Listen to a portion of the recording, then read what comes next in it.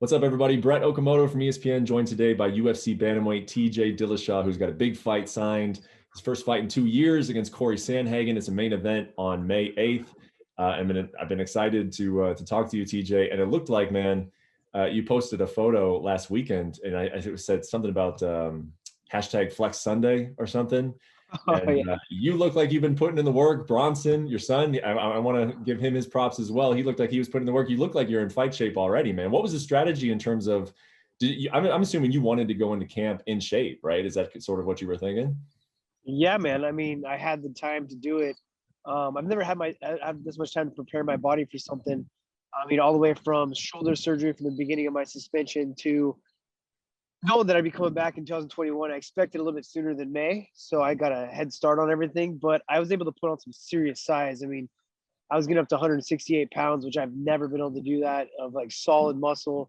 And so it's gonna be exciting to get to use that strength and weight within my fight, because I never got to put that much size on. I never had that much time outside of camp to lift heavy and especially with a coach like Sam Calavita, to do it the right way, to not only put on size but to increase my engine at the same time. I mean, how do you think that's going to show itself in the fight? I mean, that extra strength. What do you think that's going to allow you to do that a little bit better than you did before? Just be able to manhandle guys in my weight class. Be able to get a hold of them. Really use my wrestling and my grappling to my advantage. My squeeze strength, and just, I mean, more weight behind your punches. I mean, there's a lot that comes with carrying a little bit more muscle mass. I mean, if you do it the right way, you can't just carry so much muscle mass. You got no cardio.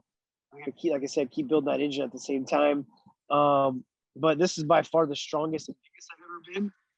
Fighting 135 pounds. And now the healthiest I've been in a long time, because now that I have two healthy shoulders, that I don't have to worry about coming out of socket when I'm about to fight. So that's pretty exciting, man. I gotta imagine, yeah, that's a good feeling to know that your body is going to stay together when you're in the middle of it. Instead of like shooting a double leg and expecting your shoulder to pop out or get into some sort of grappling situation. And I mean, I did it so many times throughout my last 3 or 4 fight camps before I got suspended, that it's there in the back of your head that hopefully it doesn't happen during the fight. Yeah. And in terms of making weight, is it really you this added size that you put on shouldn't be an issue, because you've never cut an extreme amount of weight necessarily to get to 135, right? So you had a little bit of leeway. Yeah. I mean, I didn't cut an insane amount of weight. I mean, probably at my heaviest I'd get would be like 20 pounds over. Going into camp, I'd probably be like 15, walking like 150, But now I'm in the higher 50s now. I'm already lean, but no, it won't be a problem. Yeah. Well, of course, as I mentioned right off the bat, May 8th, fight with Cory Sandhagen. Ridiculously good fight, so I'm excited to talk to you about it. But before we do, I want to talk to you about what happened on March 13th, UFC 259, Petr Yan versus Aljamain Sterling. I mean, obviously, I think all of us by now are aware of what happened in that fight. Can you tell me, how were you watching it? Where were you watching it? And sort of what was your reaction to, I mean, you did tweet, so I think we kind of got a little bit of your reaction, but what was your reaction when that knee landed? My tweet was just being an asshole, but yeah, man, just so probably the worst way the fight could have gone for me personally. I know Petr Yan wants to fight me, and I want to fight him, especially after the performance I watched both those guys give.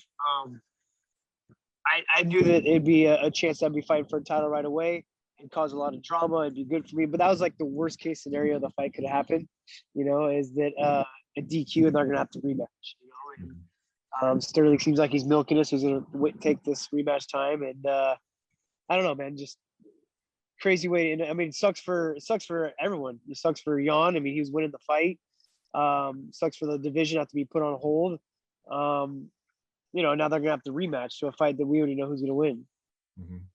Were you just watching it from home or by yourself, or do you have anybody over? I was at Dwayne Ludwig's house, actually. I was out in Colorado training out there. So I've been going out weekly out to Dwayne's, either weekly or bi-weekly, going out to Colorado and training out there for a week, and putting my time in out there. And we were out there watching the fights, his fight, him taking notes. He's got his notepad out. He's ready to see who I'm going to demolish. Great night of fights, but obviously a horrible way to end in the 35-pound title fight. And how confident were you? Because I will say that, Dana had said that week that, we want to get a fight for TJ, like a number one contender fight is basically how he characterized it. But to hear you talk, you really think that Dana can say that, but that night, if Yan wins that and he goes to the press conference and he's talking about you. Were you pretty confident that you were getting a title shot? I mean, I definitely felt like I know y'all wanted to fight me, kept calling my name out. I mean, anyone in the top 5 or 10 that fought called me out. So I mean, the cards were kind of in my field. I said yes to every single person. You know, anytime someone called me out, I was like, Tiki, let's do it. I'm ready to fight. You know, I've been itching. So when we were playing our cards right, we knew that Yan was continuing to call me out as well too. It's a great fight for me, and you know, unfortunately, he threw a knee when he thought he was able to. You know. Yeah. I mean, what is your personal opinion on why he threw that knee? Was he getting frustrated? Did he really just not know what the situation was? Why did he do that in a championship fight? Definitely not getting frustrated. He was winning the fight. I think it was something where he just didn't. I mean, come back and make the rules. I mean, Sterling was stalling, to be honest, right? It's such a rule that needs to be changed. You can't just like sit there on your knees and let the guy hold you down by the back of the head and just like stall a fight out. It was definitely downed opponent, but I can see where his hands were off the mat, but he had both his knees down. I mean, I just think he just didn't really understand exactly what was going on. You know what I mean? And from what it sounded like, the corner said to throw a kick or something. I mean, obviously the language barrier there for me is off, but yeah, I think it was a complete accident. You know, once the things get going, you're winning the fight, you're seeing yourself finishing it, he just throws that big knee. You know, but I gotta throw a poke out there and call him a cheater because he was trying to stab at me and call me some names too. So just being and giving it back to him. You know. Yep. And we'll get to Sandhagen again because I'm excited to talk about that fight. But the last thing is give us a little peek at Duane Ludwig's notes. What was he writing down about Petr Yan? How do you think you match up with that guy? I match great with him. You'll have to wait and see. I'll be getting there here soon. I really think Petr Yan comes out and he wins that fight. From the performance I saw happening between him and Sterling, I'm gonna come out and have a great performance against Sandhagen, and we'll be matching up here real soon. So you'll see them notes in person rather than me telling you that. Nice. Well, one last thing, I guess, in your mind, is it kind of Yan? Do you give Sterling a chance in that rematch, or in your mind, it's like I'm preparing kind of for Yan, a title fight against Yan? In my mind, I'm preparing for Yan. I mean, Sterling, he came out aggressive, but he just doesn't have anything threatening. You know, his only threat is to take Yan to the ground, and Yan did a very good job defending his shots and back tripping him. I mean, I thought Sterling looked very bad. Looked aggressive, looked great coming out, but just nothing behind it. You know, he has no threats. So I think Jan's gonna even perform even better, even be more confident going into the second fight.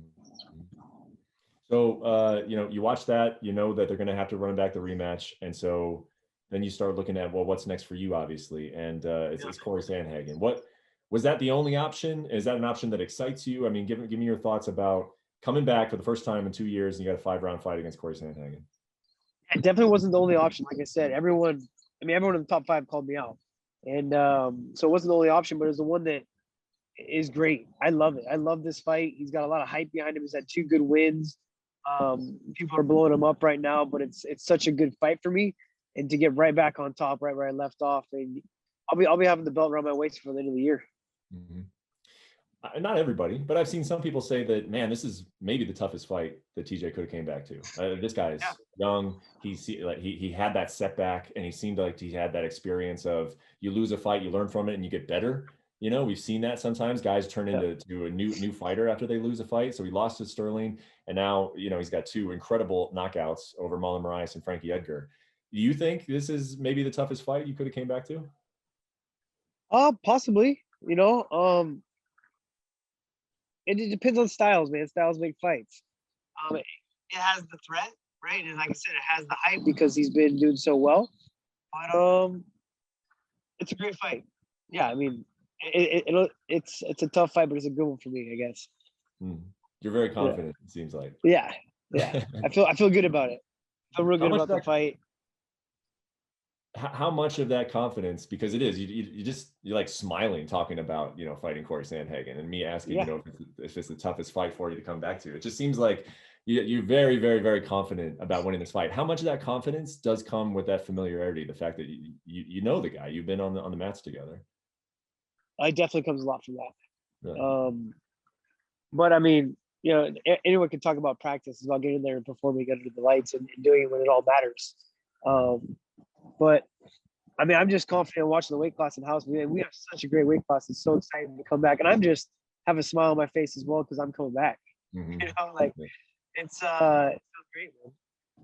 So I believe the first time you guys worked together is before the Barao fight, is what he says, that he actually flew out to Sacramento. He went to Team Alpha Male, and he said he was still a college student at the time. What do you remember? What were you looking for out of him as a training partner? Because you paid him as a sparring partner, I believe, right?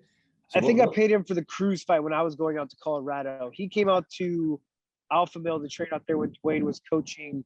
Dwayne just brought him out. Dwayne was really good about when he was a coach out there, bringing in other teachers, other training partners. I think he brought out Sean Madden as well. He brought out multiple guys, and Cory's one of the guys that came along as well too. And yes, I mean, I don't know how old he was back then, but it makes sense he was in college. And then I believe after that fight, that was my first Barao fight. He came out, and then when I was getting ready for Cruz, or even for my second Barao fight, I was starting to go out to Colorado. Mm-hmm. And for Cruz, I think is the one I paid him because of his movement and his unpredictable movement and things like that. I was paying him to be making sure he was. I mean, let's be honest. Like when you're an MMA fighter, you're first starting, you're not making. You got to have a job. You got not wanting to show up to every practice, and so I wanted to make sure that he was going to come to every practice because I knew that it helped me get prepared for the fight. Mm-hmm. And so when he helped you get prepared, what was the extent of it? I mean, were you guys working kind of describe sparring? Yeah. Just sparring for the most part, yeah. And he would show up, and then when Team Elevation started a muscle farm, I mean, he was there for most of the practices. So it turned in from me paying him for the first one to being teammates at Elevation Fight Team. And he wasn't like full time. He trained a lot with Christian and other spots as well too, but mainly was just sparring partners. He'd come to Dwayne's as well too. We'd do Dutch combos together, and it's kind of like where you're holding mitts and drilling at the same time. So we definitely are familiar with each other for sure. It's been a while. Yeah.